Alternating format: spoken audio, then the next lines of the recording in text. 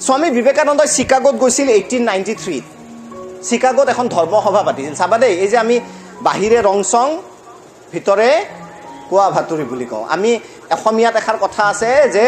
ৰূপে কি কৰে গুণেহে সংসাৰ তৰে সদায় গুণ আনিবা ৰূপ থাকক না থাকক সদায় কি আনিবা গুণ আনিবা স্বামী বিবেকানন্দ 1893 যেতিয়া চিকাগোত গৈছিল তেওঁ এখন চহৰত আছিল চহৰখন নাম হ'ল বষ্টন ক'ত আছিল বষ্টন আৰু বষ্টনত তেওঁ সাধাৰণতে গেৰুৱা স্বামী বিবেকানন্দৰ যিটো গেৰুৱা সাজ তোমালোকে দেখিছা গেৰুৱা সাজ পিন্ধি তেওঁ বষ্টনৰ ৰাজপথত ঘূৰি আছে এগৰাকী আমেৰিকান মহিলাই স্বামী বিবেকানন্দজীক ক'লে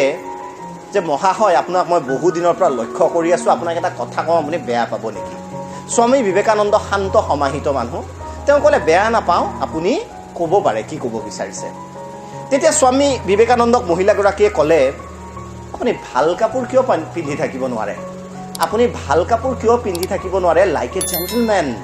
ইউ লুক জেন্টলমেন দেখাব আপোনাক এই কাপোৰত আপোনাক জেন্টলমেন দেখা হোৱা নাই তেতিয়া বিবেকানন্দ মই আকৌ কৈছোঁ খুব শান্ত সমাহিত মানুহ খঙো নকৰিলে মিচিকিয়াই হাঁহিলে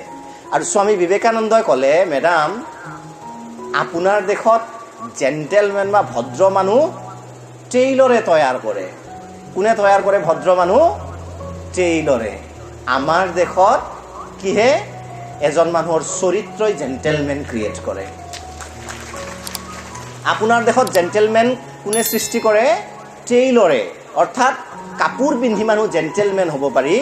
মোৰ সংস্কৃতি মতে মোৰ দেশ মতে মই চৰিত্ৰবান হ'লে মই নিজেই জেন্টেলমেন হৈ যাম মই কি কাপোৰ পিন্ধিছোঁ মেটাৰ নকৰে দীপক শৰ্মাৰ ভিডিঅ'সমূহ নিয়মিত ৰূপে পাবলৈ দীপক মোটিভেটৰ চেনেলটো ছাবস্ক্ৰাইব কৰিব